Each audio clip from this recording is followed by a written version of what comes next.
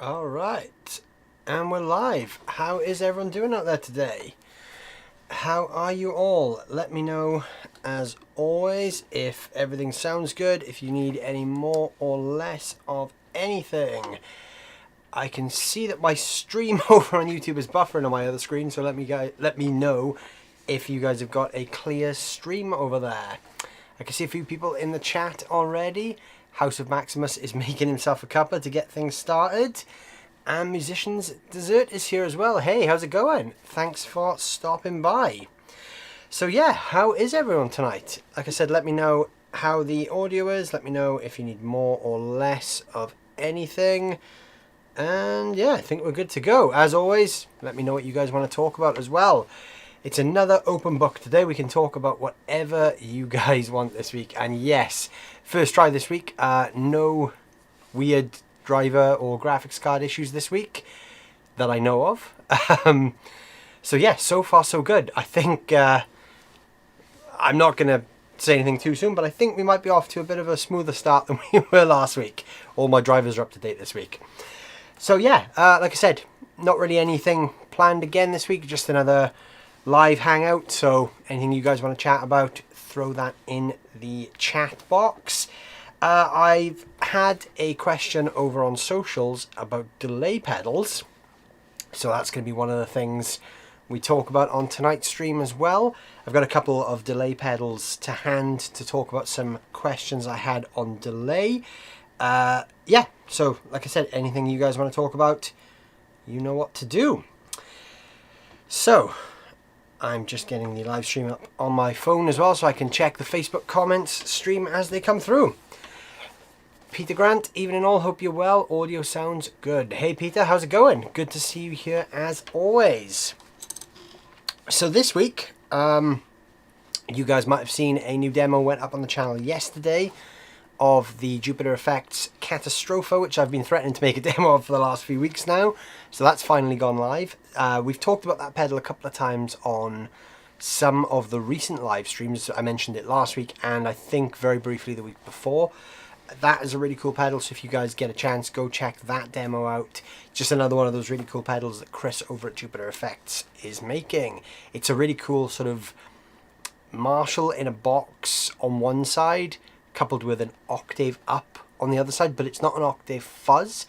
It's more of a sort of just, it's like a clean octave, I guess. It's like an octave on top of your distorted signal rather than it getting fuzzy, because I know a lot of people don't like fuzz.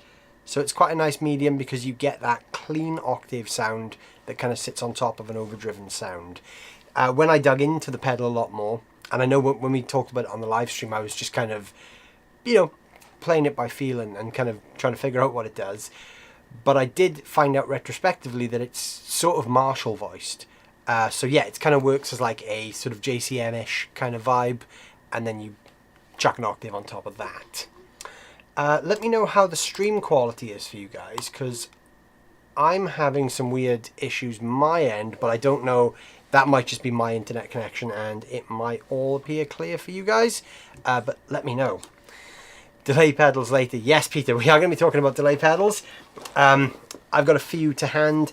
Someone asked me over on Instagram, they said that they've gotten themselves a new delay pedal and they don't know how to use it. So I'm just going to share a few of my sort of favorite delay tips. I'm not a huge delay pedal user myself. I don't tend to lean on delay all that much, but I have found fairly recently I've started using it a little bit more, mainly just as like a spatial thing. I don't tend to use delay in that typical like U2 kind of vibe. I like delay just as a bit of a coloration on top of a lead line. But a lot of people are into delay, so yeah, we'll have a quick chat about that as well. The pedals I've got to hand, for anyone who's interested, is I've got a really complicated delay pedal to hand, which is the Walrus Audio Mako D1. This is insanely complex. It's got like 5 different delay sounds on it. You can have 9, I'm recalling all this off the top of my head here, 9 different presets saved to the pedal, but 128 via MIDI. It's one of those things that each of these little switches has multi-functions. This knob does 3 different things at once. It's a very complicated delay pedal to program. Way too complicated for someone as analog-minded as me. And then I've also got the complete opposite to that, which is the Boss DM2. I've actually got 2 DM2s plugged in at the moment. Well, not plugged in, but here. This one is an old one from, I think, 1981. I can't remember the exact year. Whatever the original run of them was, this is one of those.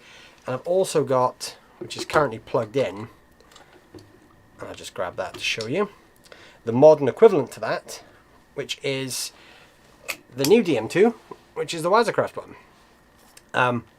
Both are great. There's not really much of a difference in terms of sound. They both do the same job. The Wazacraft one is just a bit more of an up-to-date, more affordable version of the same pedal. The original is, it kind of has that, you know, that extra kind of magic thing because it's a vintage pedal, so therefore it must sound better because it's old. But the Wazacraft one is every bit as good. And it's got a couple of extra things as well. It's got some more modern features as well. I did a video shooting the 2 of them out maybe about a year ago. So that's my preferred delay, is that kind of analog vintagey sort of delay as well. I'm not much of a fan of crazy over the top delays. That's why I like, oh, that's what I did with this actually. That's why this is kind of wasted on me as a player, because this is insanely complicated, but I love the way it sounds. But when I got this pedal, the first thing I did was just style in a slapback delay. And I mean, that's kind of sacrilege for what this thing can do. Jew just donated $10. Hey Jew, thank you very much. That's very much appreciated. Thank you so much for supporting the stream. If there's anything you want to know or anything you want to talk about in return for your donation, let me know. That's always appreciated. What's your favourite guitar tone? That's a good question. What is my favourite guitar tone? I mean, my favourite guitar tone probably is, you know, something quite simple. I'm not a player that uses a crazy signal chain. I like things to be quite simple. So my favourite tones really, I guess, are probably more American voiced clean tones. So I'm really into that kind of Fendery, sort of slightly scooped mid sound when it comes to a clean tone. Black Star Studio 10 6R6, you guys will be very familiar with that if you've watched any of my videos. It's got that typical kind of...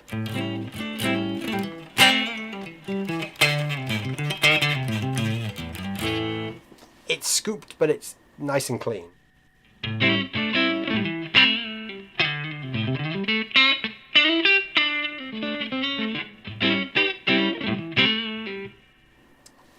I am the sort of player that is quite a low gain player, so I don't tend to play with a ton of gain. So my favourite guitar tones are always things a bit like this.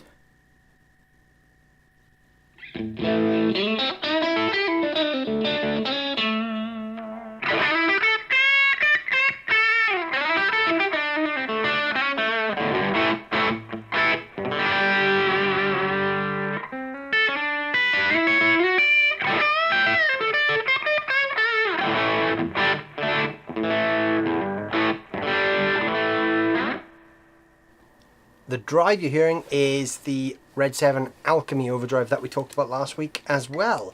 I'm really into that drive at the moment. That's my kind of go-to this week. All of my favourite players growing up were guys like Eric Clapton, Jimmy Page. So I kind of like that 60s British thing, which was obviously the whole cranked Marshall sound. But as I got older and I kind of got more into single coil pickups and just different kind of playing styles, I kind of found my own thing was slightly more on the American side. I like mid-voiced overdrives with scooped amps. So hopefully that helps the answer to the question. That was a long-winded way of saying a Fender amp with a Tube Screamer style pedal in front of it, really. Yeah, just bluesy, but I like the ability to kind of go into rock territory. I mean, you know, I don't tend to play too much with high gain, but I do like to be able to play with, you know, a bridge humbucker and get some of these kind of crunchy rock tones.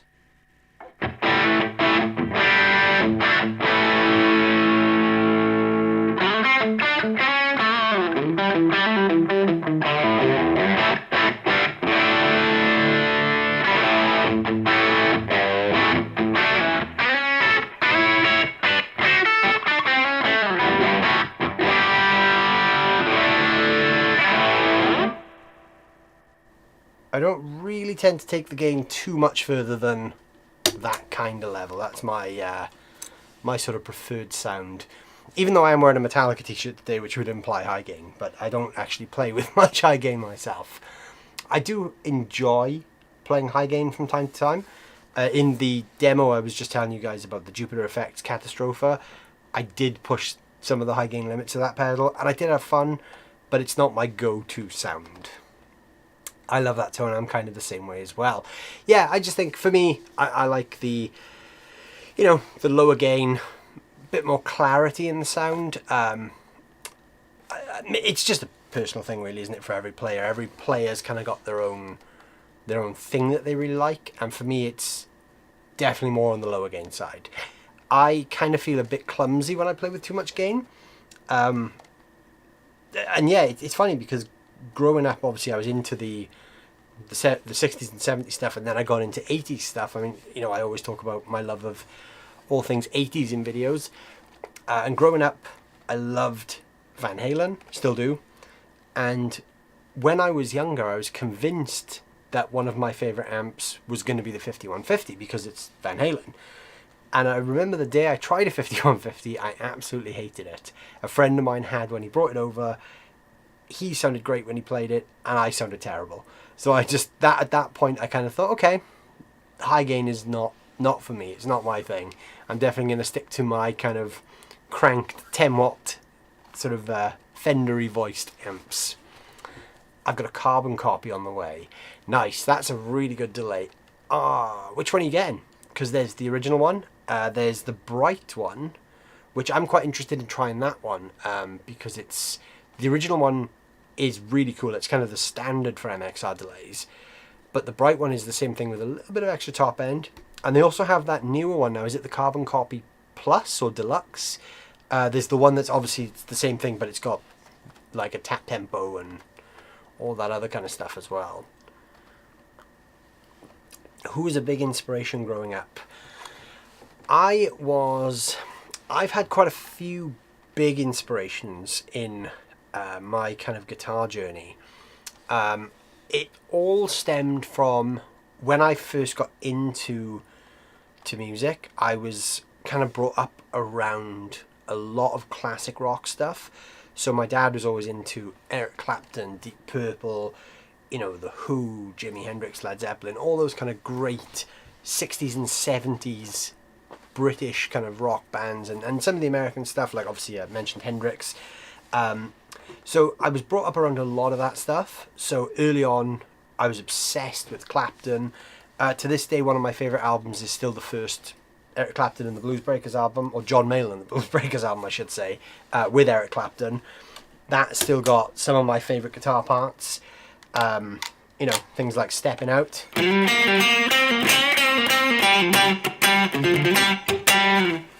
That album came out like, I mean, we're going on 60 years now, and I can still listen to it front to back every single time.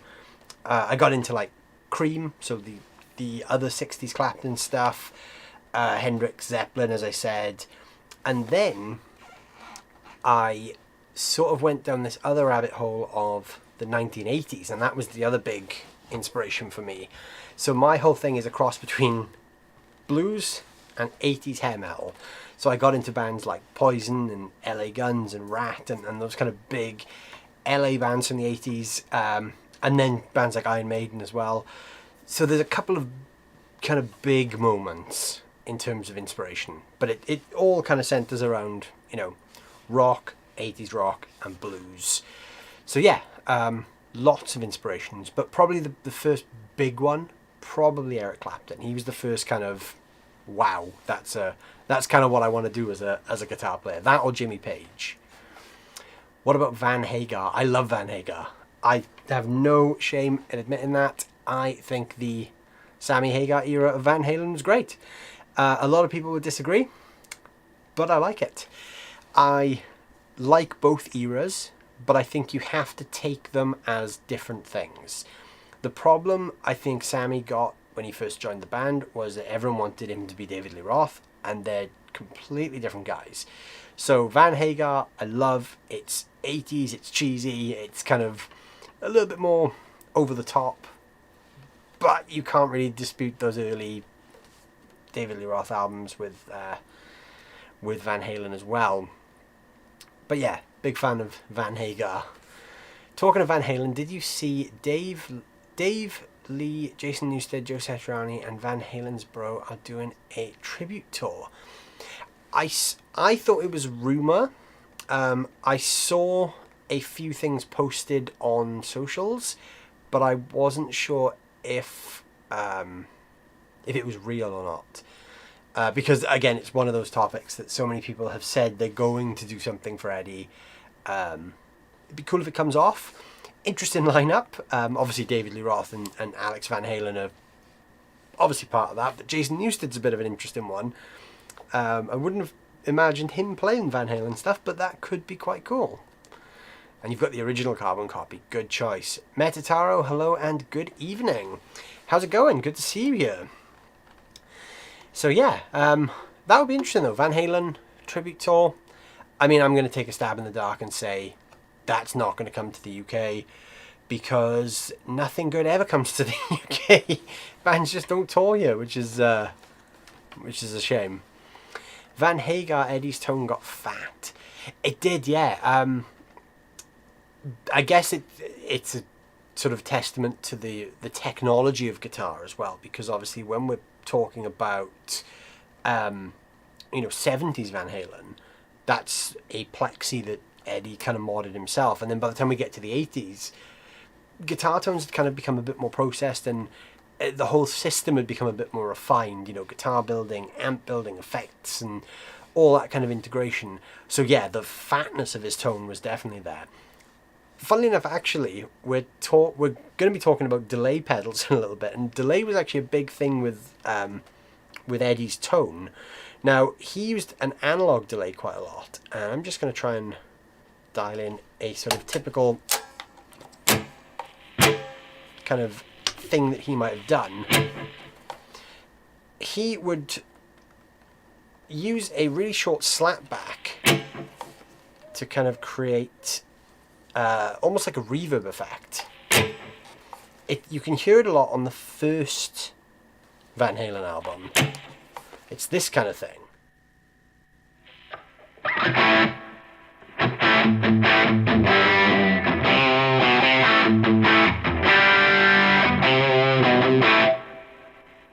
Just get a bit of a brighter tone there. But what I've done there is I've got a delay on. I've got the DM2 on a very, very low setting. So it's just on. So there is a repeat, but you can hardly hear it.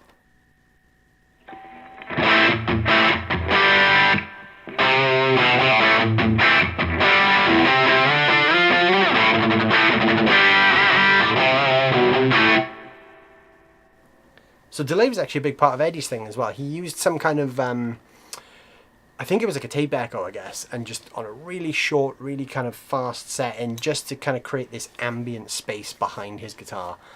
So yeah, he's always had a great tone, but yeah, he got fat in the 80s, that tone did.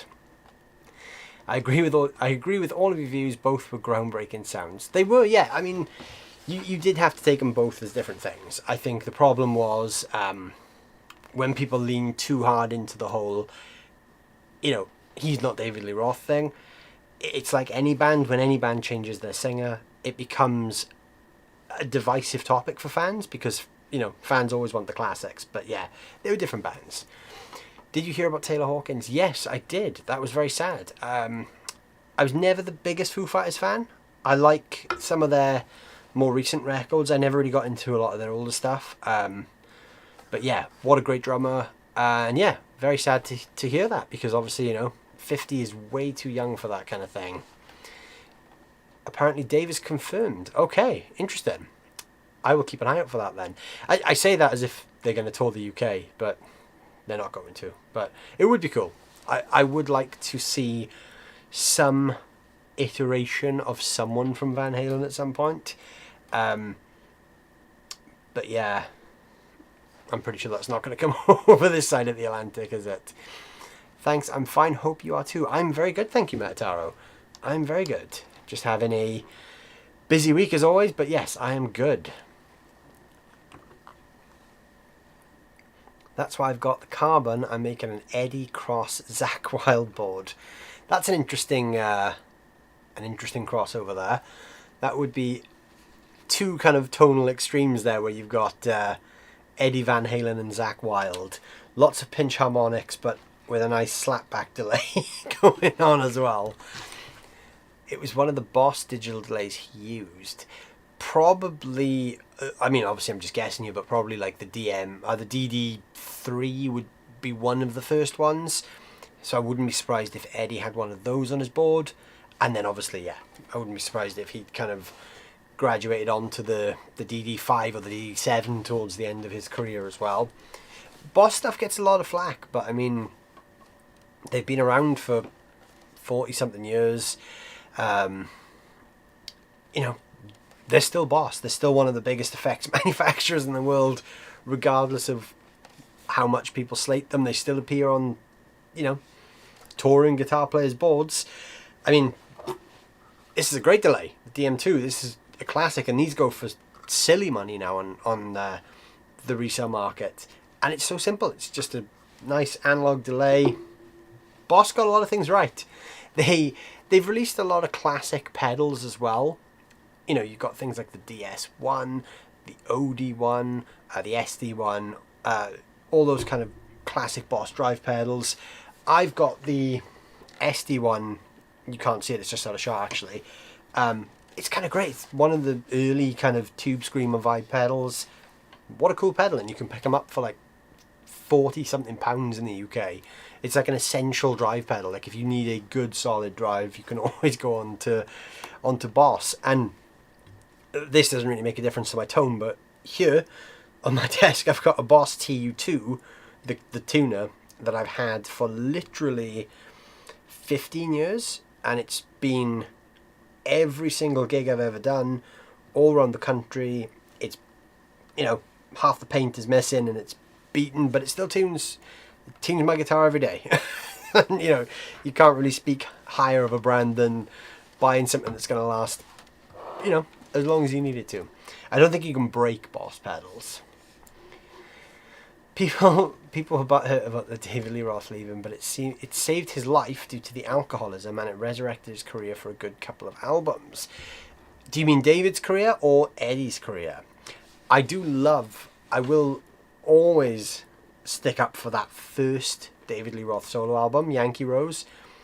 Or Eat 'Em and Smile is the album. Yankee Rose was the lead single on the album. That is one of my favourite 80s albums, and I'm not really a big lover of Steve Vai, but I do think his playing is fantastic on that album. That is just one of those 80s albums that's just perfect front to back. It's cheesy, but it's perfect. Dennis is late again. Hey Dennis, how's it going? Good to see you. You're not that late. You know, we've been going for 30 minutes, but you're never too late. What about Sammy Hagar with Michael Anthony and Jason Bonham? Now that I would be interested in hearing, because Bonham is a hell of a drummer. Michael Anthony, obviously, he is the thunderous bass of Van Halen. You can't go wrong with Michael Anthony. It's kind of a shame that he was kind of left out of some of the later tours, even though Eddie's boy Wolfgang is a great player. Michael Anthony was a big part of the original kind of thundering bass sound, though. Zakk's board is a simplified version of Eddie's. Well, yeah, I mean, Zakk only really uses delay, phaser, and I think maybe a bit of chorus. Nothing too crazy, really. He doesn't sort of, you know, he's not really a big kind of effects guy. Oh, and wow, of course, he's got a signature wah pedal. Crenat is here. Hey, Crenat, how's it going? Good to see you. How are you doing? Adam Burst, hi Leigh, and hi everyone. Hey Adam, good to see you here as well. So yeah, I think we might be seeing some Van Halen tours. Who knows? Obviously, it's not going to be the same without Eddie, but that tribute tour would be a cool thing to see. So, I'm just going to quickly check to see if anyone else has messaged me on Instagram about the delay. They have not. Okay, so let's talk about delay. So I'm gonna ramble on about some of my favorite things to do with delay to hopefully answer the question that came in on Instagram. But while I'm doing that, you guys can let me know some of your favorite delay things too. So I have got the Boss DM2. Which one should we plug in first? Should we go for the newer Wiser one, or should we go for the early 80s vintage DM2? They're both exactly the same. This one's just got a couple of extra features because it's the newer one. And then, really the point is someone asked me basically that they bought a new delay pedal and they don't really know how to use it. So I'm not the biggest delay player, but I'm going to try and share a little bit of what I use delay for, and hopefully that will kind of help. And I have something very complicated as well if we want to really geek out about delay. This thing is like a MIDI loaded, tons of presets, crazy delay pedal. I love the sound of this, but for gigging, I'm more of a 3-knob delay kind of guy because it's really, really easy. And also I just like analog delay a bit more. I think it's just got a little bit more charm. I'm going to plug the old one in. I haven't plugged this one in a while, so I'm going to plug this one in first. So this is the Boss DM2 from 1980. I always forget the year. 81, I think. But yeah, so when it comes to delay, as I said, I don't use a ton of delay. So my thing with delay is I don't use delay for this thing. Not that thing, but turn it on helps. Where you actually have the audible delay. I don't tend to do that too much. What I use delay for is as a thickener. So I will keep things pretty low.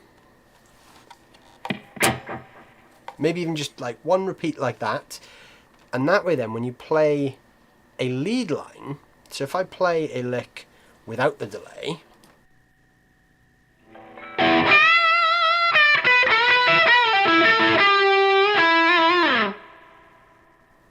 sounds fine, sounds like a guitar lick. Put the delay on, and then it just kind of thickens it and adds a little bit of extra ambience.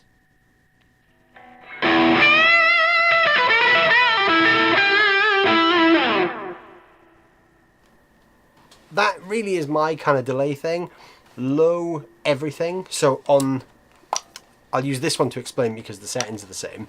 So I literally have it set so that everything is sort of set to just above 9 o'clock. So we've got the repeat rate, which is obviously the speed of the delay. So I like to keep it quite quick. So I don't want my delay to be super choppy and really timed out. Echo is the amount of the echo. So this is on a digital delay or like a modern delay, that would be like your sort of mix control or your feedback control, which is sort of how much delay you're getting. And then the intensity would be the feedback, sorry. That's how loud the repeats are. So every time you hit a note, you get your initial note, and then how loud are the actual repeats. So if I turn up the intensity on this, we're going to hear each of those repeats louder.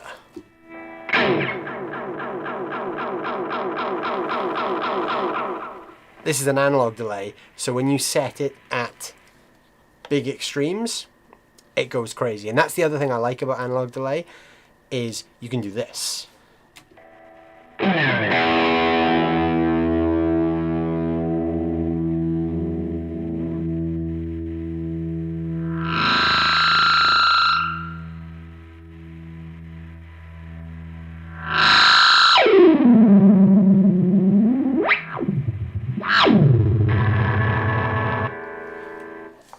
That's one of my favourite things about analog delay. Sorry if that clipped a little bit there because it does get quite loud. I basically just turned the intensity on this pedal up full, and then you just kind of move the repeat rate, and it does this sort of like self-oscillating thing. It's not the sort of tone you would ever really use as a standalone tone at a gig, but it's just a lot of fun to do that sort of crazy thing, because it sort of modulates the pitch as well. If you keep the intensity up and you turn the repeat rate down, it almost kind of sweeps the pitch from high to low.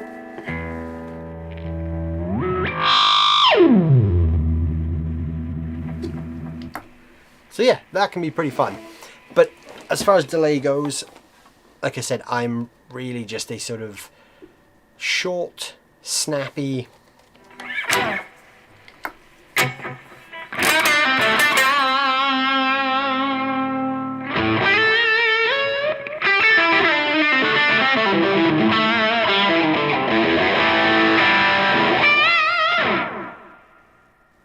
I quite like that single kind of delay flick at the end there when you do a lick. That's quite nice. That, again, it's an 80s thing. What you can do with delay, if you're new to delay, you can set that even lower and you can get what's called a slapback delay. So this is when you literally get like an ambient, I mean even shorter than that. So I'm going to take my repeat rate right down. And again, short as we can go.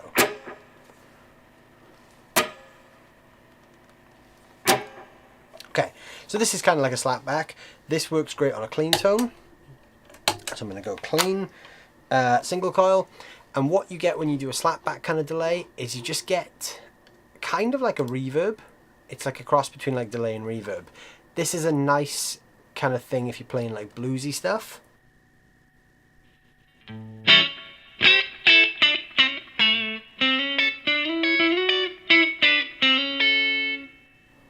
And without, and with, it's subtle. You can have a bit more of an obvious slapback if you want.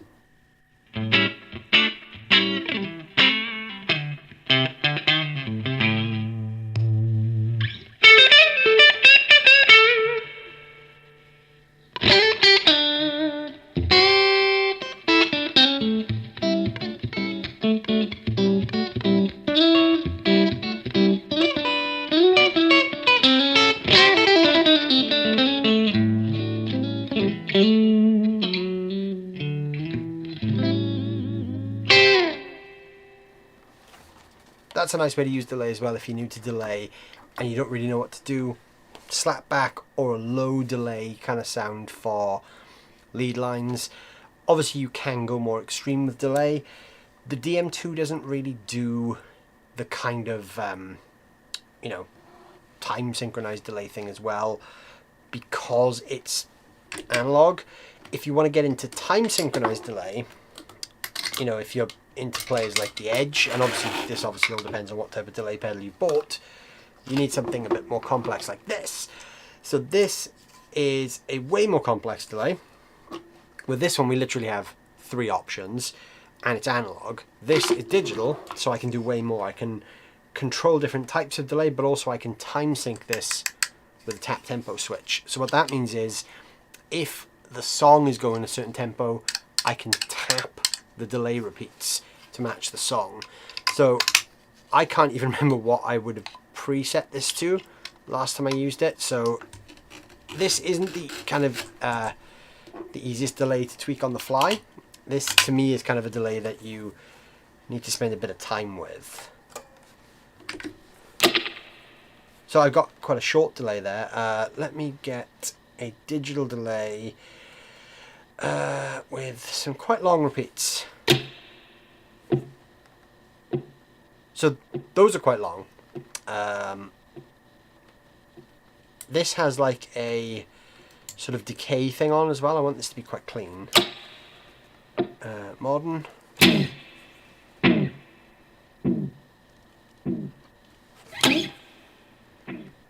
Okay. I'm literally relearning this on the fly because I haven't used this thing in a long time. So with this one, I can do things like turn the mix up really loud. So all those repeats are really present. Or I could keep it quite quiet.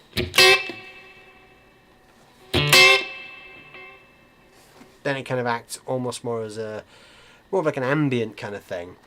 With a digital delay, like I said, you can tap tempo. So if my song is going at a certain pulse, I can literally go with the tap tempo switch. 1, 2, 3, 4, and now my delay is synced to that tempo.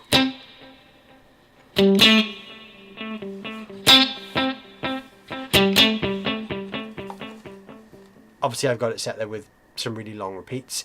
If I'm playing something quicker, 1, 2, 3, 4, 1, 2, 3, 4, let's get a quicker delay going.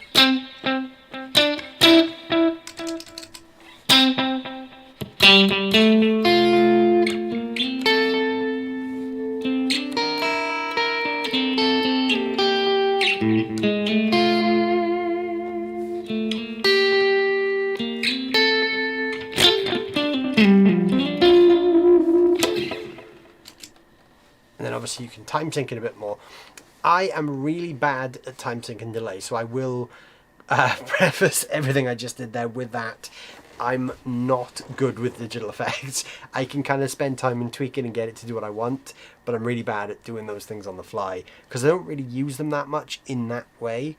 I like to just find, you know, a delay sound that I like and just kind of leave it at that. I very rarely use things like a tap tempo because I always get them wrong when I use them at gigs, and then my delay goes out of sync. So I just set a nice kind of quick analog delay, and then I kind of leave it at that. So, you know, I like this kind of thing. Maybe even shorter than that. There we go.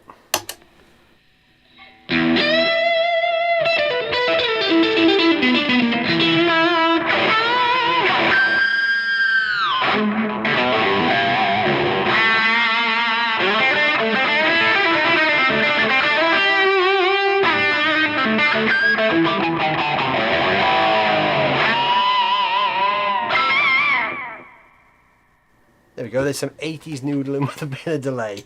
That's pretty much where I kind of draw my limit with delay. It's not an effect that I love personally or I use on everything, but it's a textural thing for me. Marty McFly, love the finish on your Strat, looks killer. Yeah, the finish on this is really cool. This is a guitar by a company called Vola. They are a Japanese company. These guitars are all handmade in Japan, and I think they're some of the best value. I don't want to say best value because they're not cheap guitars, but they're some of the best, choose my words carefully here, because I don't want people to think these are an affordable brand, because they are a premium guitar brand, but what you get for your money is incredible. So I think these retail at like £1,600, so again, not cheap, but you get a lot of guitar for the money. This is one of the best made guitars I've ever come across. They do loads of different finishes. I chose this finish just because it's really eye-catching, and I just thought it looks really cool for videos because it's quite interesting. The finish is really cool because I hope this kind of comes across on the camera, but you can kind of see there if I just catch the light correctly. This is actually exposed wood grain, so you can actually feel the grain in the wood on this, and the finish almost has like a silvery kind of hue to it, which goes really nice with the purple, green and blue, because when you tilt it you get all these different kind of color combinations. Really nice. And then they kept it really simple on the back, just plain wood, straight to the point, no messing around, plain back and sides with a crazy top. You can tell obviously they've borrowed very heavily from the Strat design. You know, it's got vintage style trem, humbucker single, 5-way switch. It does a lot of the Strat kind of tones, but with a bit more modern refinement. What's really interesting about this guitar is it's a modern guitar, in that, you know, it's a new company that are kind of trying to innovate the way that the guitar is built. But what's really interesting is you might look at this and instantly kind of think it's a bit of a shred guitar.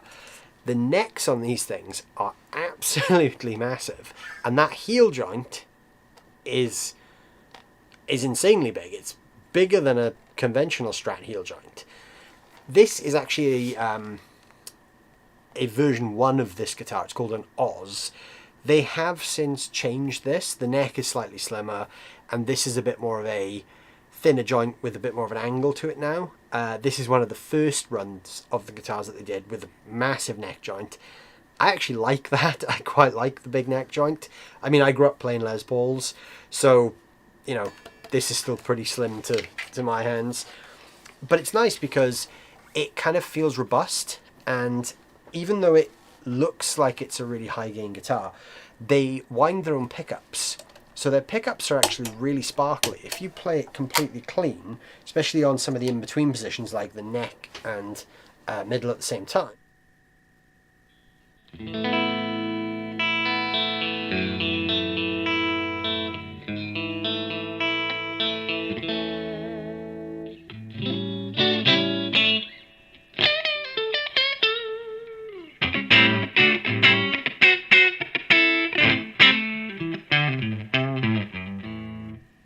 And then chuck a bit of gain into them.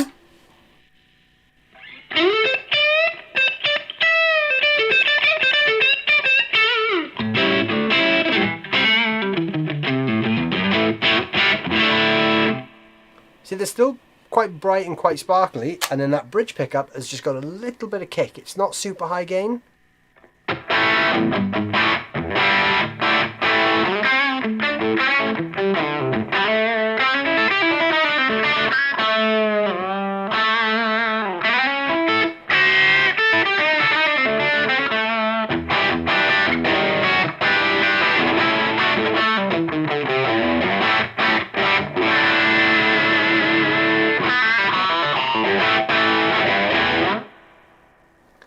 It can do the rock thing, but it retains a lot of that vintage kind of clarity as well. They can take a lot of gain, but I kind of find that they do suit more of a rock sound better. They're very bright pickups, rather than sort of super bass heavy. I do know people who've changed the pickups out on these for more kind of modern sounding things, but I really like the fact that they've kind of built a modern guitar with kind of a vintage feeling neck and kind of retro feeling pickups. That kind of talks to me a lot as a player. Pink Floyd territory there.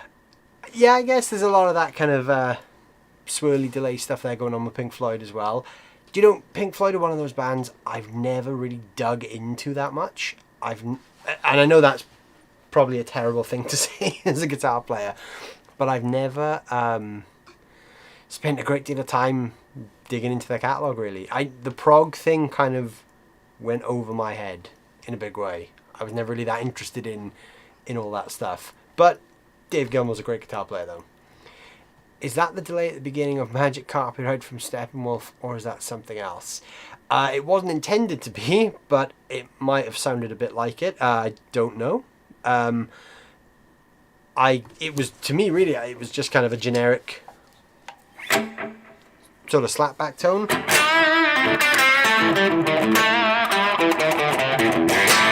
that I was doing some 80s noodling with.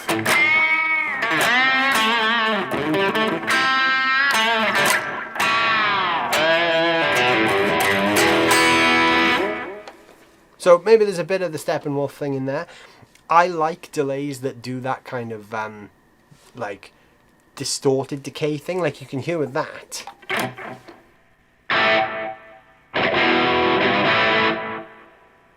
The repeats aren't very pristine, they sort of decay. I like that in a delay. That's my preferred thing. I don't like delays when they're super clean in the repeat, because then it just sort of sounds like you go in. And that's a bit too much in the U2 sound for my taste. I like that rawness to a delay. I heard some EVH tone in that lick. Yeah, I mean, that's kind of typical of what Eddie did a lot of. You know, he would use like slapback delays to kind of thicken lead lines. And I guess really that kind of set the trend for everyone doing that in the 80s then, because you would have like a nice thick lead tone and then the delay would just kind of catapult it somewhere else.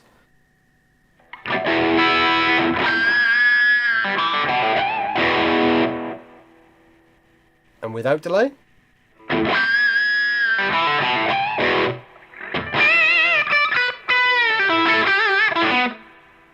And with.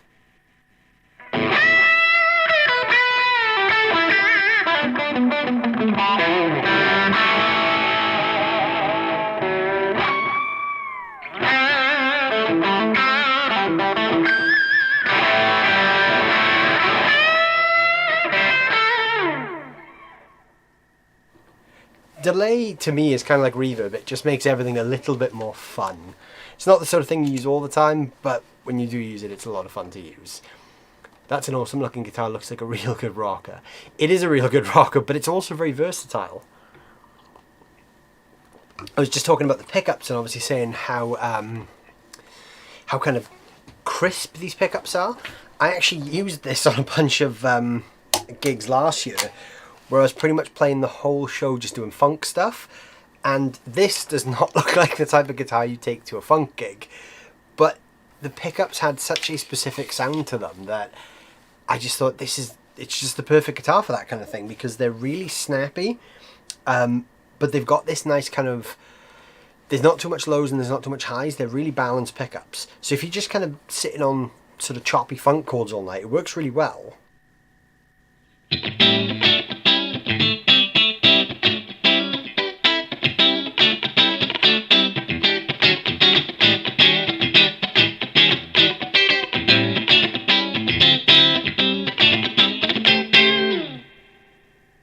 They're really articulate, and yeah, it's not the sort of guitar that you'd think would do that gig very well, but it does it well.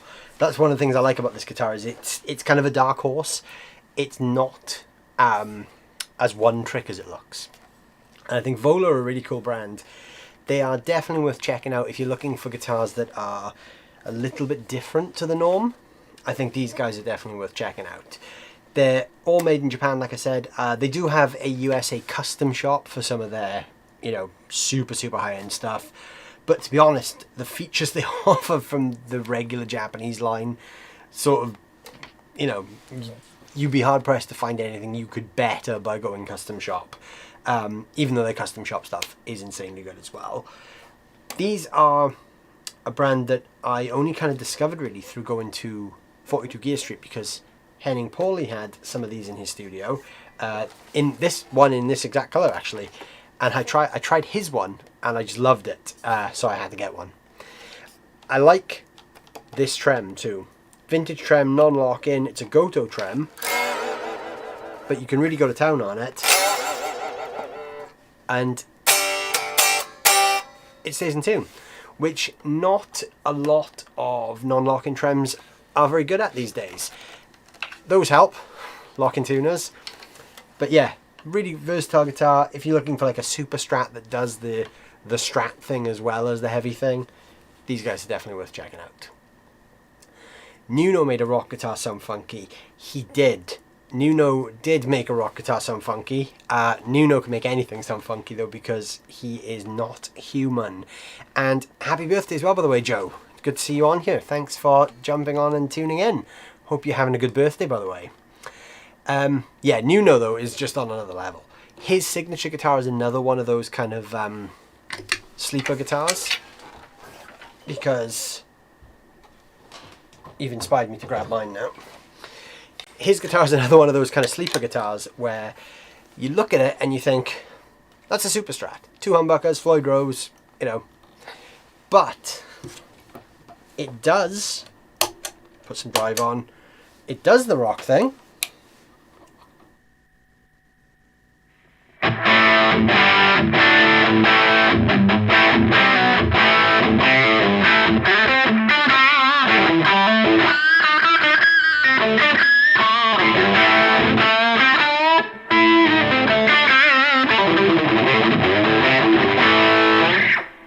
But it's got a coil split, and then when you start pairing this with like a clean tone in the middle position,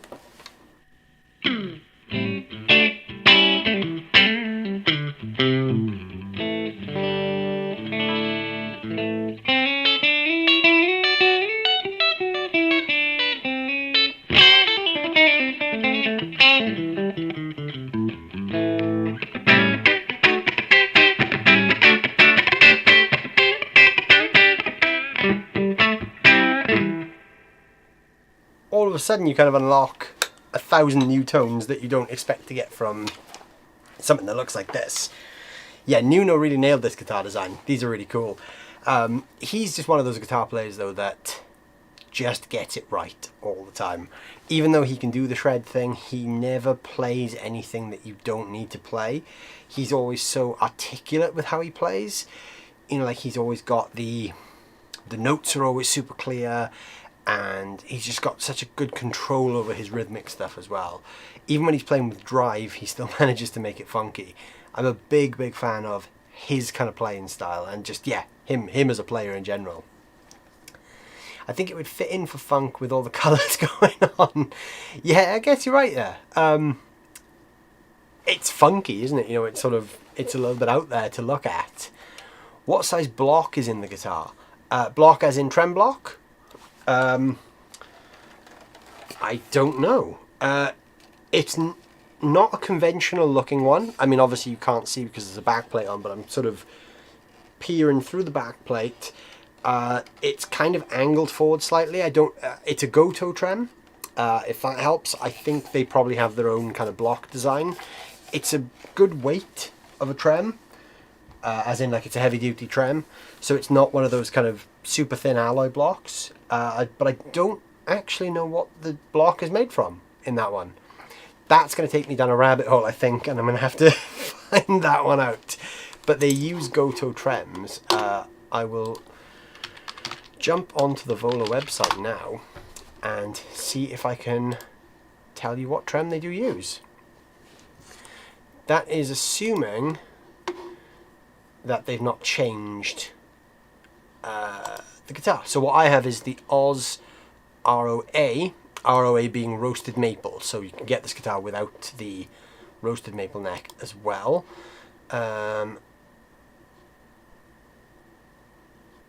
The one I have isn't showing up as a colour, but it's, oh, there it is. So it's the same line. It comes in other colours, like this cool glow in the dark colour, which looks like that when it's not in the dark, and that when it is. That's pretty cool.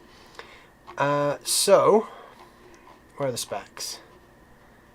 Additional information. So it's the Goto 501T FE1 bridge. So, okay, that just took me to another page with other guitars on. So now we're going to go down the rabbit hole of Googling this trem, so I can answer Dennis's question. So this trem is this one, the 510T FE1. So let's have a look. We have steel saddles, block height. Okay, so there's two different block heights, 37 or 42. I'm not sure exactly which one this is. And there's not really any information about what the block is made out of. But that's the shape that I was just explaining to you. The strings go in higher up, but the bottom of the trem block is actually slightly sloped backwards. Goto's original FST feature between the saddle and the ball end keeps the string from touching the plate. Because of them, the unit's ability to return to tune when using the tremolo arm is significantly improved. So yeah, there's a mechanical reason for that as well. As for what it's made from, I don't know. But that's what it is. And it's a good trem. It's a really good non-locking trem. I've never had any issues with it. I've used it for gigs. Obviously it's a vintage trem and it does float, so you can't change tuning on the fly unless you lock the trem down. But once it's in tune and it's set up, it is rock solid. Even if you do some crazy dive bombs with it, it pretty much holds its tune. Are brass blocks worth the upgrade? It's a good question. Personally, I have never upgraded any tremolo blocks myself. Purely because I'm the sort of player that if something works and I like what it does or how it sounds, I tend to just leave it alone. I only tend to change things when I think something needs to be changed. The only time I've ever swapped anything for brass was on my Tokai Telecaster. I swapped I guess they were like nickel alloy saddles on the bridge for brass ones. That wasn't so much of a tonal thing as it was an aesthetic thing, because I love the way brass saddles look on a telly, and It did kind of change the tone slightly. I don't want to say it was night and day difference, but to me, it kind of gave a little bit more mid presence over the original ones. As for the trem blocks, I mean, I've heard of people upgrading them to brass. I've heard of people upgrading to things like titanium, and there are apparently tone and sustain based reasons for doing so. I personally have never done it, just because trems that I have on guitars I've always just been happy with, and mainly because I'm also afraid of opening that rabbit hole, because I think if I do it and I like it, I'm going to be in trouble, because then I'm going to want to do it to all my guitars, and obviously those are the sorts of mods that, while they're easy to do, they become expensive very quickly. So yeah, I've always kind of steered away from it. Every trem I own is as is, but it might be worth trying sometime. Do you still have your modded purple Anderton's Bullet Strat? I do. It's right here.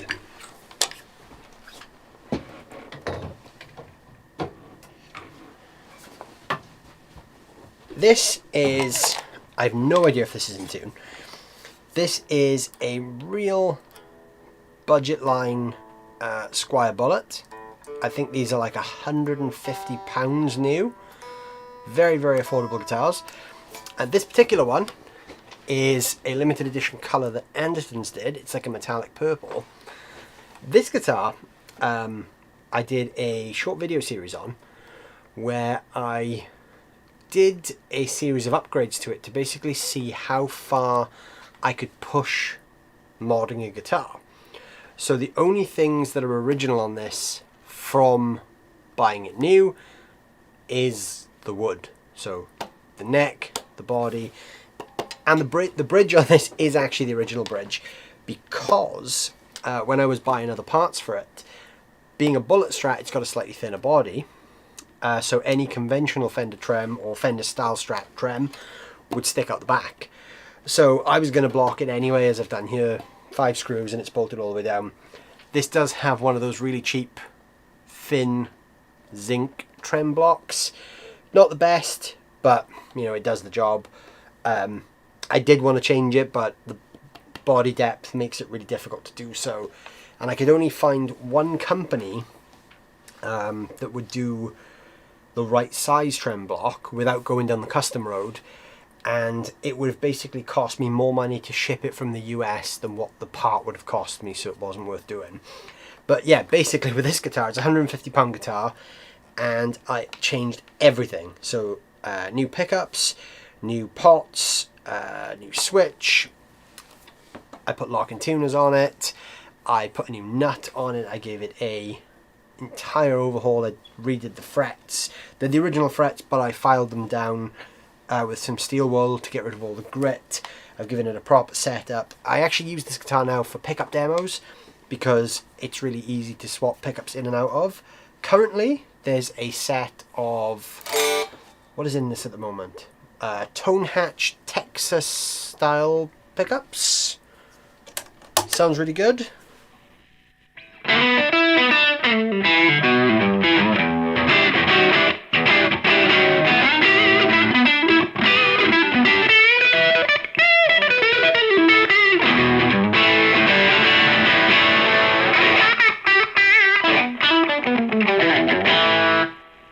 They are a touch bright for my taste. I would like to put some more vintage pickups in this thing, but it plays great. I've not gigged it yet, but it does actually play really nice considering it's a £150 guitar. These things are really good. You know, obviously you do have to take that with a pinch of salt because they are still budget guitars, but the quality of what you get for £150 these days is infinitely better than what you were getting when I was younger. So if I had something of this quality when I was a new player, I would have been so happy, because my first guitar was nowhere near as good as this. So yeah, I think you can spend very little on a guitar these days and get a lot for your money. Now obviously when I did the video series for this, I did spend more money on parts than what the guitar cost. That was really just to see if it can be done. I'm not saying everyone should do that, but it was to kind of prove to myself as well that modern guitars are better them and make them really good. You don't have to spend a lot of money. Like, I obviously redid everything. But you can spend a little bit of money, maybe put some new pickups in it, or just give it that extra sort of 5%. Is that Slippery Pete, is Danish Pete Slippery Pete? I've never heard of him referred to as that before. Is that Pete's signature Squire Strat? It's not really a signature as such, but it is sort of obviously inspired by his love of purple guitars.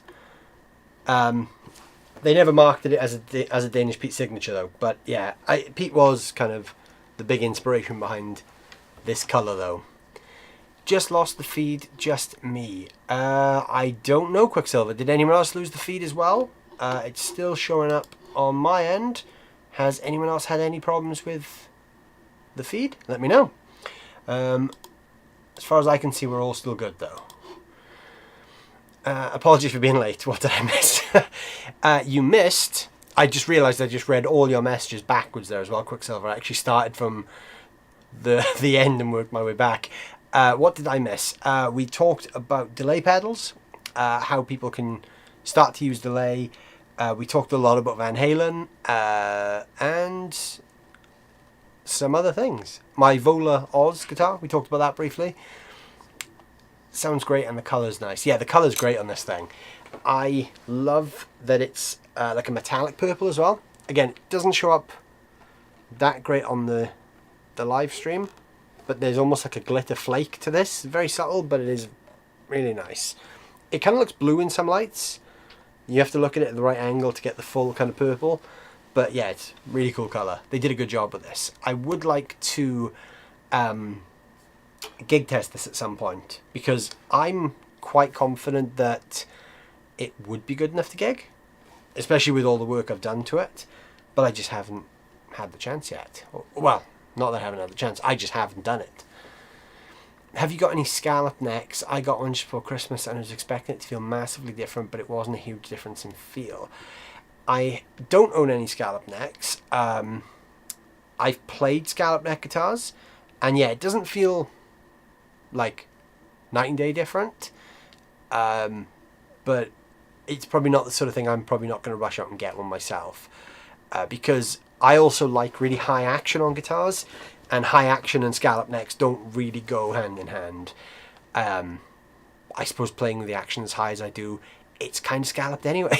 Sort of done the job for myself there. I'm thinking about getting a full-size block for my Squire Stratocaster Lefty and grinding it down a few millimeters. I did the same to mine. I would not sell it. It has mojo like I've never seen. I did consider that, Dennis. I considered getting a full-size block and, you know, maybe trying to reshape it. But to me, it kind of came across as that's probably going to be too much of a big job for what I wanted to do at that point. Maybe one day. My real hope is that someone will just make a drop-in tremolo for this thing that I can just replace the existing one without any hassle, because basically the full-size trems will stick out the back of this because it's slightly thinner. And in answer to your second question, is that the standard series Stratocaster? No, this is actually one of the Bullets. So this is like super entry-level Squire. These are like £150 in the UK, and I spent probably the best part of £200 on parts to upgrade it just to see how far I could push it. This scratch plate is actually an old scratch plate. I didn't buy this. This is the scratch plate from my 80s Tokai Strat, which is right there. You can just about see it in the tip of my finger there. It's the original scratch plate from that, because I changed that to a tortoise guard one, or tortoiseshell guard. So I had this one kicking around, and it was nicely kind of aged, because I didn't want to put a bright white brand new one on there, and to save me basically buying a worn aged looking one, I literally had one that worked, so I just put that one straight on. But yeah, it's just a cheap, one of the cheapest you can get Squire Bullets with everything changed. I thought it would be classic vibe, is it? It's not a classic vibe, no. They do a similar colour to this now in the classic vibes, though. I think they did some purple ones maybe last year in the classic vibe range, which are probably like double the price of this one. Steve Rothery from Marillion regularly plays a modded Squire Strat at all their gigs.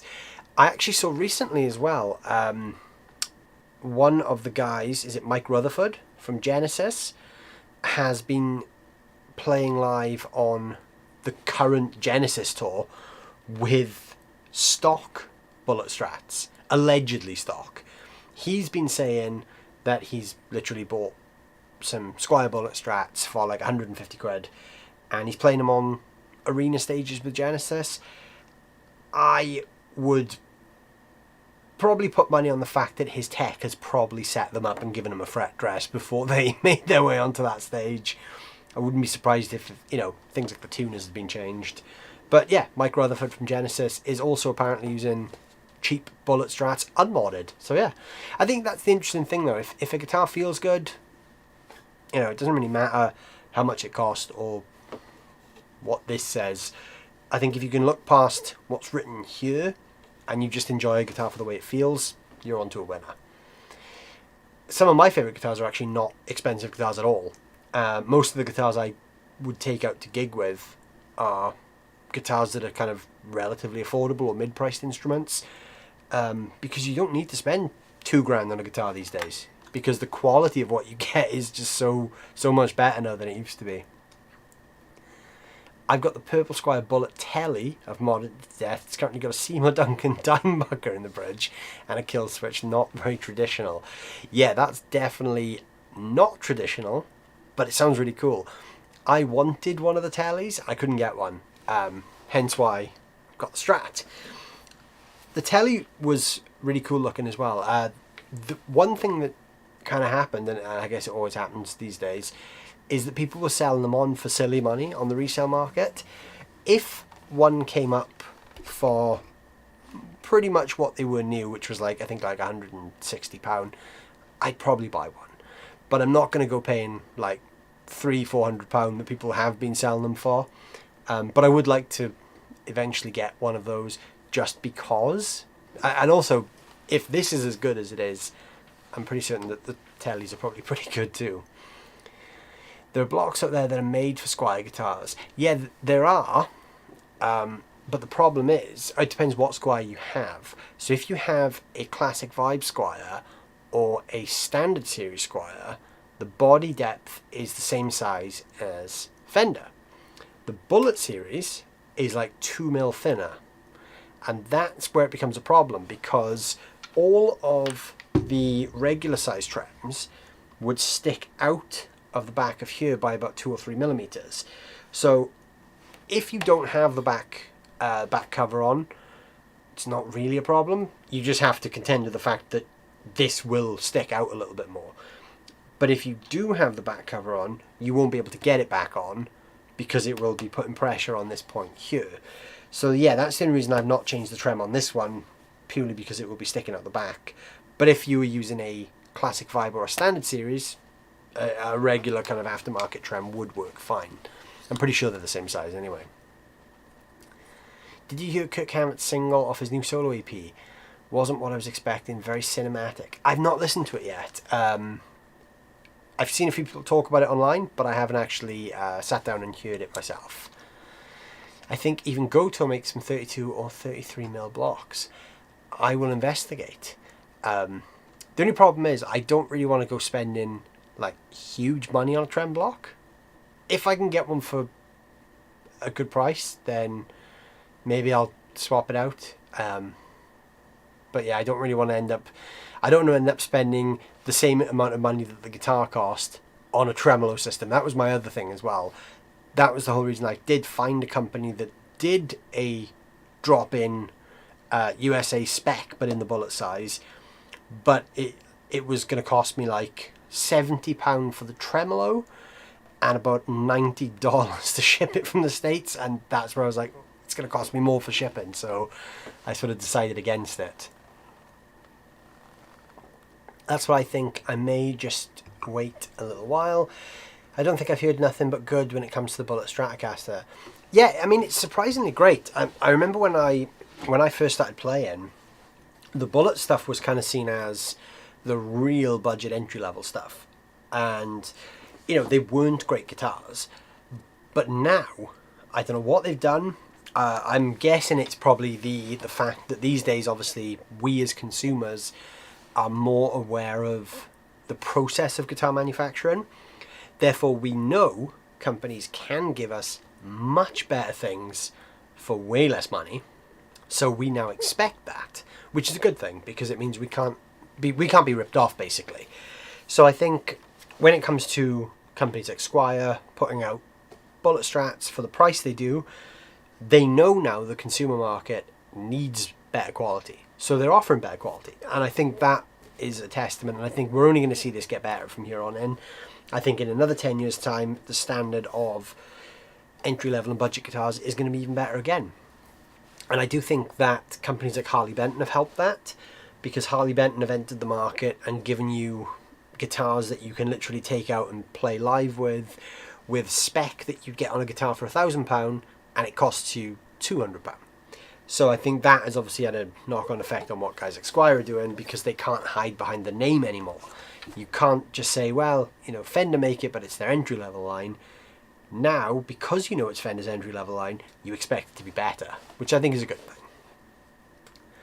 The telly was £139 new. Wow, were they that cheap? I thought they were a little bit more for some reason. That makes me even more gutted that I missed out on them now if they were that affordable brand new.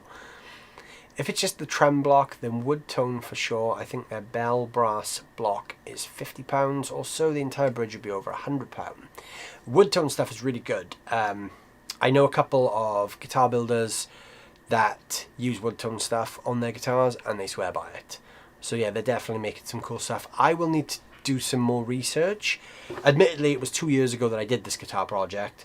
So I mean, as we all know, the guitar product market changes on such a rapid basis that there's probably 1,000 new trems out now that weren't even available when I did this. So yeah, I think I probably need to go back and do some more research and see what we're up to these days. Because I think I did this one back in 2020. So yeah, it's been a while. It's the lefty blocks with the two 1/16 inch string spacing. I agree with Leigh on the money part. Yeah, you don't want to spend too much money on that kind of thing. The hardware I used on this, I didn't go for premium hardware either. I used a company in the UK that do affordable kind of clone hardware, I guess we'll call it. A company called Axtech. But I've used a lot of their spare parts for a while, and they are really good quality for what they are. Like these lock-in tuners, I think cost like £40, and they're just as good as any other lock-in tuner that I own. You can tell there's obviously compromises for that price. They don't feel as good as, the Gotos that are on the Vola, but they're good lock-in tuners. They hold tune well, they don't slip, they have a good grip on the string. If you want to upgrade your tuners for very little, it's a good option. I've used their stuff as like replacement parts for a long time. Like if I've ever broken a tuner on a Les Paul, I just ordered one of their drop-in tuners and it's worked. Or like bridge replacements for Les Pauls. I've never had a problem with any of their stuff. So I kind of focused a lot of the hardware around what they had on offer. The only branded thing I did buy was the pickups. The original video of this guitar, they were Fender pickups from some kind of Fender Strat. Bought them on eBay, don't really know what they were. They came out of a Fender Strat of some sort. But I've since used this guitar as my pickup demo guitar, so now there's a set of tone hatch pickups in there. Wood tone is the European version of Callahan. Okay, I didn't know that. Wood tone I've only recently started seeing their stuff crop up. I think they're starting to make good waves in the luthier circuit. Because as I said, I know a few guitar builders who are using a lot of wood tone stuff. So yeah, they're definitely doing some cool stuff. I do need to do some more research on the whole bridge thing. I think there's probably some better options out there than what was around when I did this guitar. And maybe there'll be somewhere else I can take this thing. maybe there'll be another layer of mods that this thing is waiting for. Because I do like this. I like the way it sounds. The pickups are pretty good. They're a little bit noisy, but I probably did a bad job shielding it.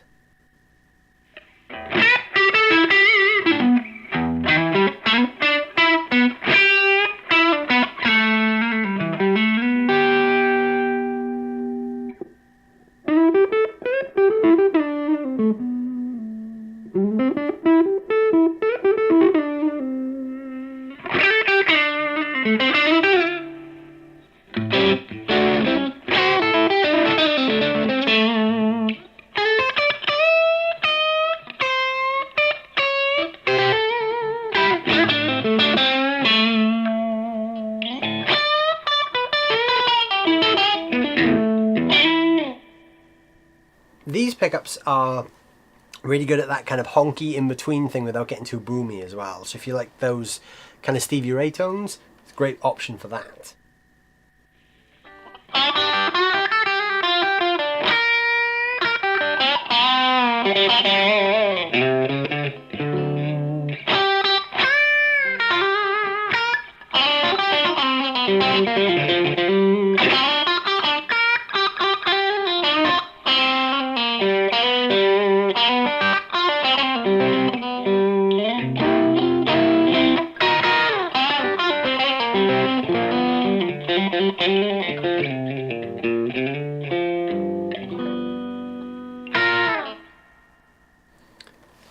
Yeah, very nice sounding pickups. And tone hatch are really cool as well because, again, on the topic of modding guitars, these guys do all custom hand-wound pickups. He's got like a core range, but he can also do some custom tweaks as well. And honestly, the prices he charges are criminally low. He does a full set of Strat pickups, I think for like $100 if you're in the US. Obviously, if you're in the UK, you'll have to pay shipping on that, and maybe like 20% import tax or VAT. But if you're in the States, you can literally get a set of hand-wound pickups for like $100. I've even told him that it's crazy that he sells them as cheap as he does because they're really good pickups. I've got 3 of his sets and I love them. These are his Texas Hot, I think they're called. There are demos on the channel of all these pickups as well. They're kind of based on that sort of Tex-Mex Stevie Ray kind of vibe. He does another set of pickups for this which are based on the 50s Strat type. Those are just exceptional pickups. I need to put them back in this guitar actually. The only reason they're not in there is because I demoed those first and then these, and I've not got around to changing them. And he made me a set of Telly pickups which are based on like the 50s Telly vibe. Again, insanely good pickups. So yeah, if you're looking for really good pickups to mod guitars with that are next to no money at all, check out Tone Hatch Pickups. His stuff is insanely good. I will find the exact name of these actually. So this is his website, and the Texas. No, I'm wrong. I have these actually. Sorry, I'm completely wrong. I have the Rude Blues set in this guitar, not the Texas ones. I have these, the Rude Blues Strat set. So I mean, yeah, you can literally see there, $80. So you can have stagger, vintage stagger or flat pole, 3 different cover colors, and you can add a base plate for an additional $10. And that's for the set as well. That's not for a pickup, that's the whole set. So these ones you're hearing are the Rude Blues Strat set. I mean, look at that, $80 a set, all hand wound, current build time 2 weeks. So if you can wait 2 weeks, you can get some really cool Strat pickups. The other ones I've got are these, the Fullerton Premier A3. These ones I love. These are fantastic Strat pickups. Again, same price, insanely cheap. All the specs are there. You can see they're kind of slightly underwound like the vintage Strat styles. He does a bunch of different ones. He does single ones. Obviously you can get a single pickup for like $30. And he also does these scooped mids. Those are probably going to get you in that kind of John Mayer ballpark. Different kind of vintage style ones. The other ones I have are these, the Vintage Class A3 Telly set.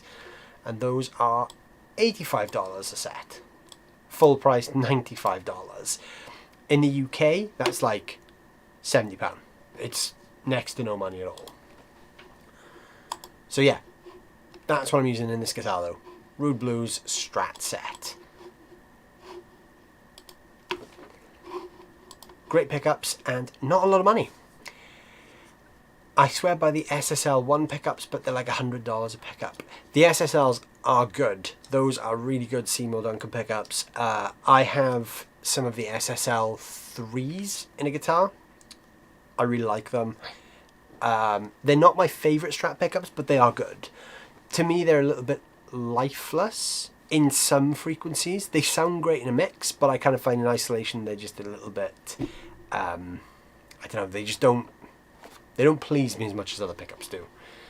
These pickups are freaking incredible. Yeah, Crenard loves them as well.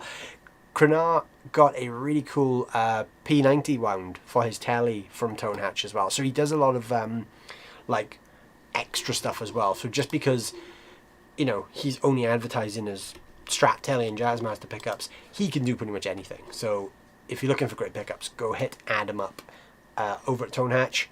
Tell him I sent you. He's a really good guy, and yeah, he sells pickups for criminally cheap. So go buy his pickups now before he starts charging loads of money for them. Get flat pulls if you're a lefty. Yeah, a lot of lefties struggle with that one. The good thing though with going to a custom builder like Adam, not only is he doing the pickups for way cheaper than off-the-shelf ones, but he could probably do you a set of vintage staggered in a left-hand wind, because he's literally building every pickup to order. So if you do want vintage staggered in a left-handed one, he's probably a good guy to speak to. Nobody does a proper HS set for tellies, eh? Yeah, it's not something you see that often. I mean, again, you could probably request it from a small custom builder. He could probably do those kind of sets if you want them. I guess maybe a lot of the time people want the purest thing, you know, 2 singles in a telly or 3 singles in a Strat, whereas when you start bringing humbuckers into things, you are kind of going down the custom road, or it's a little bit away from the vintage spec. But yeah, I'm sure you could accommodate that though. I have those in mind. They're said to be close to SRV. Yeah, they sound they're definitely meant to be in the same ballpark. I'm assuming we're talking about the SSL 1s based on the time in the Dennis's reply. The SSL 1s are meant to be really good. I have the SSL 3s in a guitar, which I like, but I don't love. But they are good pickups though. I don't want to sound like I'm not enjoying them at all, because I do really like them, but there's like one frequency in there that I hear compared to other single cars, and just it's just not quite what I want. I may change it at some point. P90 and a beefy telly bridge pickup. Yeah, those pickups he made you, Crenard, sounded awesome.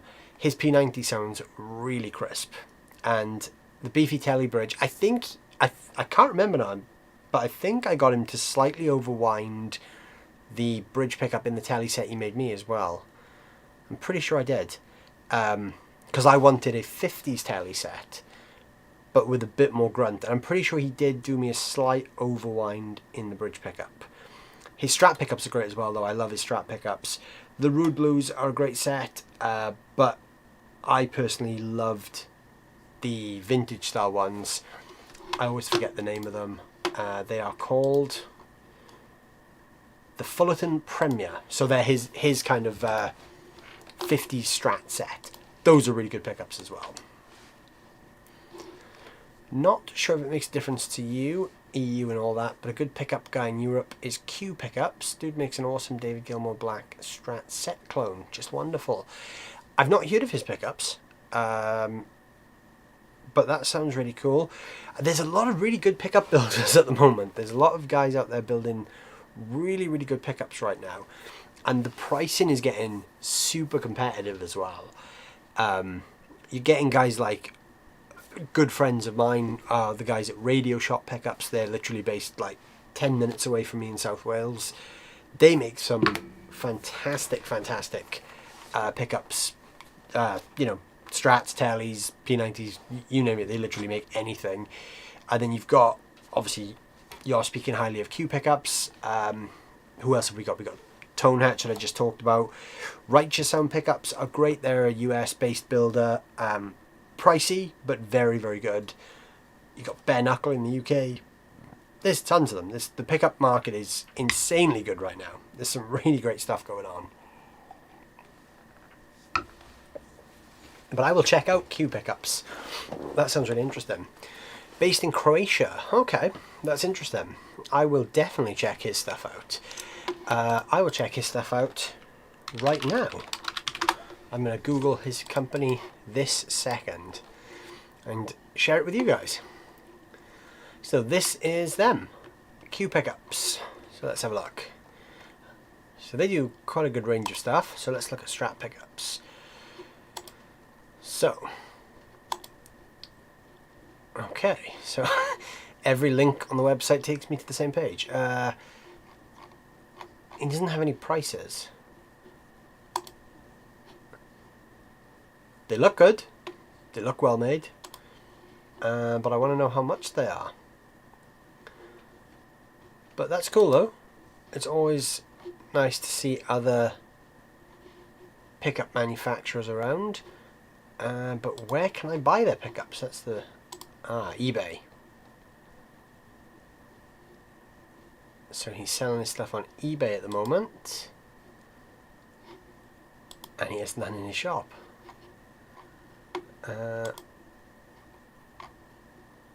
Okay, well, I guess we can't talk price for those guys then, because there's none on the website or on eBay.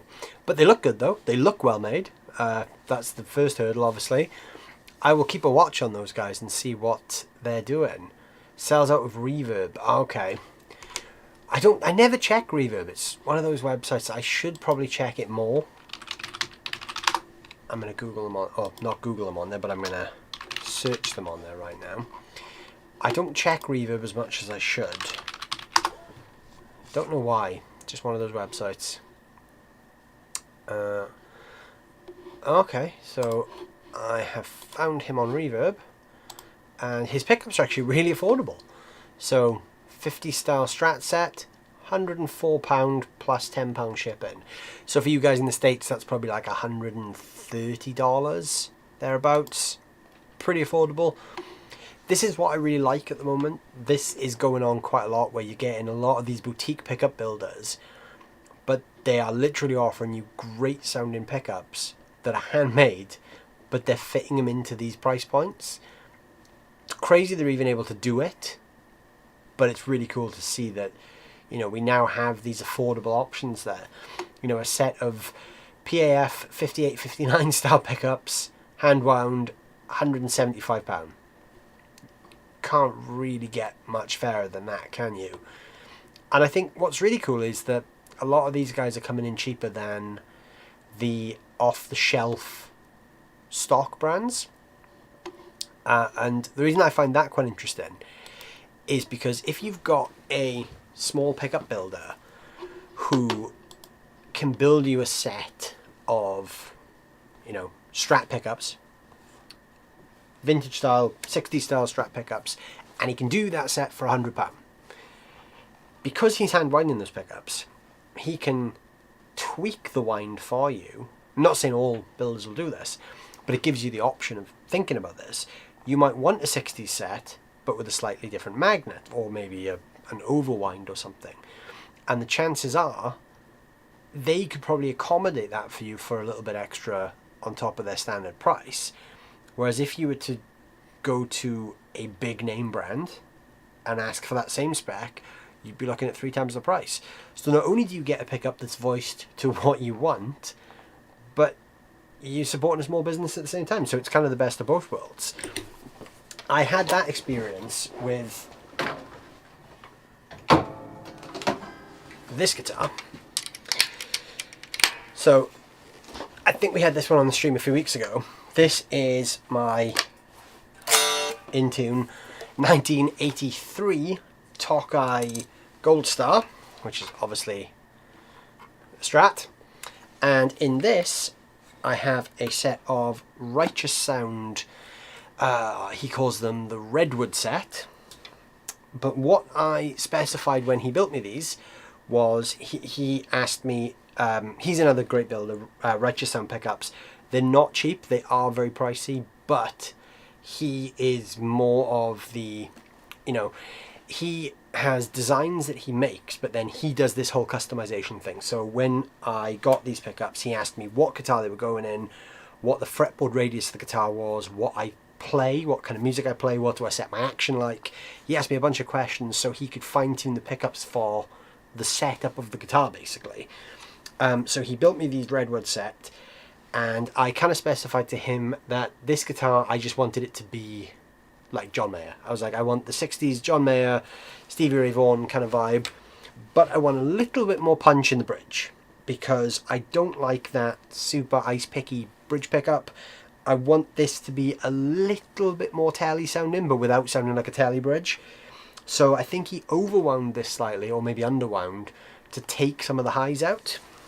So in every position, it functions as a Strat, but in the bridge position, you just get a little bit more kick.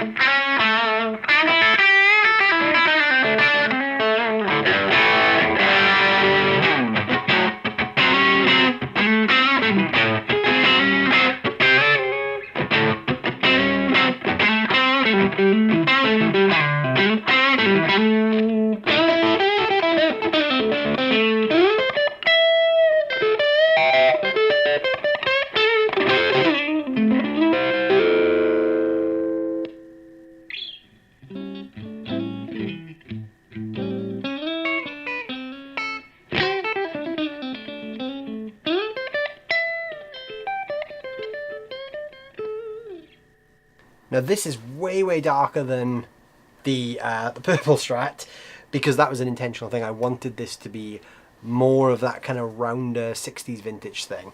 But yeah, he's another cool pickup builder if you're looking for custom made pickups. Gold foil telly pickup, that's funky. Yeah, that's really cool. I would be really interested to hear how that sounds actually, because I think it would be a really interesting take on the telly sound, because the gold foil pickups have a very unique sound in general. They're kind of a little bit more gritty than a regular pickup. So yeah, that would be really cool to hear how a gold foil in a telly would react. Would be really cool with fuzz. Would be a lot of fun for definite. Whether or not it'd be a tone you use all the time is a different question, but I think it would definitely be a tone that would have a lot of vibe about it and would be really interesting to dig into from time to time. Lefty is reverse staggered. Well, that's the other good thing about going to a smaller pickup builder, especially if it's a company that can build you a set and still charge less than an off-the-shelf brand, is you could literally request them to just flip the pole pieces around, because the chances are they're assembling everything to order 9 times out of 10.